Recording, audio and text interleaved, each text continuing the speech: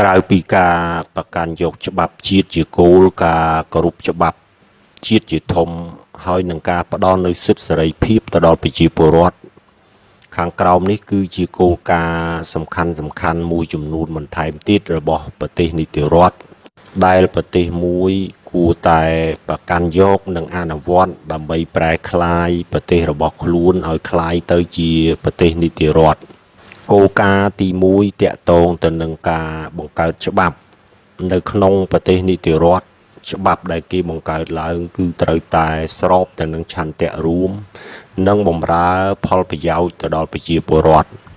ច្បាប់ដែលបង្កើតឡើងគឺត្រូវតែប្រកាន់នៅសច្ចធម៌មានយុត្តិធម៌សមធម៌ពិតសម្រាប់បុគ្គលនិងសង្គមហើយច្បាប់ដែលយកទៅដាក់អនុវត្តគឺត្រូវតែមានមនុស្សធម៌ទៀតដោយខ្ញុំបាននិយាយពីខាងដើមគឺច្បាប់មនុស្សជាអ្នកបង្កើតអញ្ចឹងពេលខ្លះអ្នកដែលមានអំណាចអ្នកដែលបង្កើតច្បាប់គេអាចបង្កើតច្បាប់នេះឡើងដើម្បីគេយកផលចំណេញពីប្រជាពលរដ្ឋមកបម្រើឲ្យផលប្រយោជន៍ផ្ទាល់ខ្លួនរបស់គេឬក៏ផលប្រយោជន៍របស់មនុស្សមួយក្រុមបានអញ្ចឹងហើយការសិក្សាទៅលើច្បាប់នេះជារឿងមួយដែលសំខាន់ព្រោះប្រទេសខ្លះដែលមិនទាន់คล้ายទៅជាប្រទេសនីតិរដ្ឋជាប្រទេសដែលមិនទាន់មានការគោរពច្បាប់បានល្អនៅឡើយអញ្ចឹងអ្នកដែលបង្កើតច្បាប់គេអាចប្រើប្រាស់ច្បាប់នេះដើម្បីបម្រើឲ្យផលប្រយោជន៍ផ្ទាល់ខ្លួនរបស់គេភាពបែបនេះយើងពេលខ្លះមិនអាចមើលដឹងបានប៉ុន្តែយើងអាចសិក្សាទៅលើច្បាប់ថាតើច្បាប់ដែលគេបង្កើតឡើងនឹងវាល្អដែរទេច្បាប់នឹងសុក្រិតមានយុត្តិធម៌បម្រើឲ្យផលប្រយោជន៍រួមផលប្រយោជន៍ប្រជាពលរដ្ឋដែរឬទេជាធម្មតានៅក្នុងប្រទេសនីតិរដ្ឋច្បាប់ដែលគេបង្កើតឡើងគឺជាច្បាប់ដែលល្អសុក្រិតមានយុត្តិធម៌បម្រើឲ្យផលប្រយោជន៍ប្រជាពលរដ្ឋហើយប្រសិនបើច្បាប់នឹងមិនបានបម្រើឲ្យផលប្រយោជន៍ប្រជាពលរដ្ឋទេគ្រាន់តែជាច្បាប់ដែលគេបង្កើតឡើងដើម្បីបម្រើឲ្យផលប្រយោជន៍មនុស្សមួយក្រុម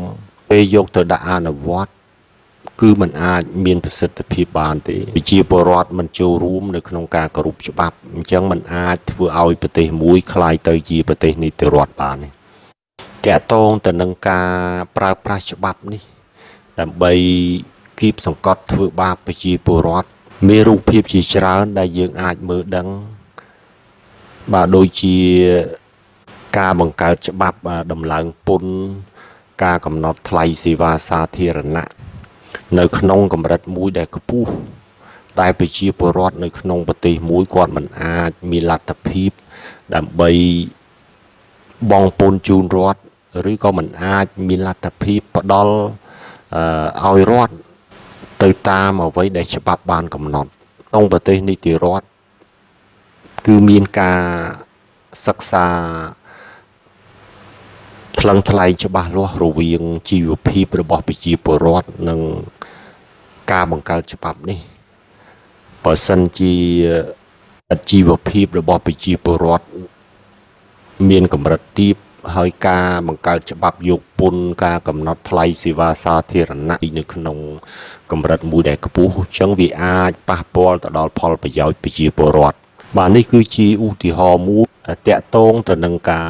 បង្កើតច្បាប់រូបភាពនៃអំពើហិង្សាការធ្វើបាបប្រជាពលរដ្ឋភាពផ្ដាច់ការពេលខ្លះគេអត់ប្រើអំណាចប្រើកម្លាំងប្រើអាវុធប្រើហិង្សាទៅធ្វើបាបប្រជាពលរដ្ឋដោយផ្ទាល់ទេពេលខ្លះគេអាចប្រើប្រាស់ច្បាប់ដែលគេបង្កើតនេះដើម្បីដាក់យកទៅអនុវត្ត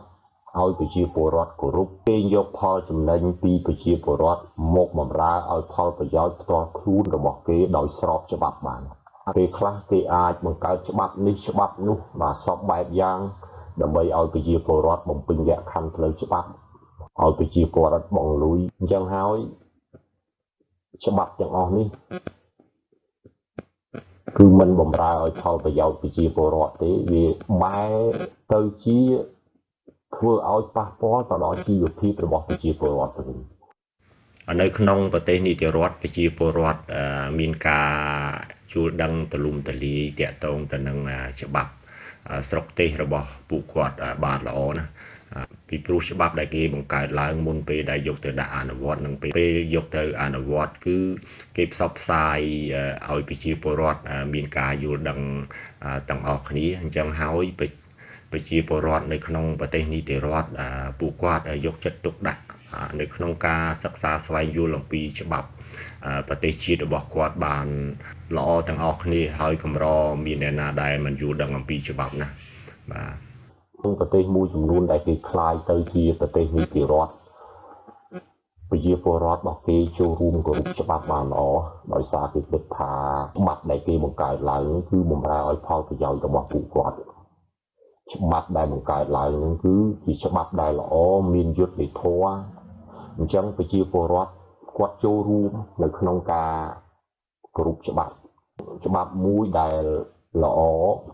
នៅពេលដែលយកទៅដាក់អនុវត្តគឺមានប្រសិទ្ធភាព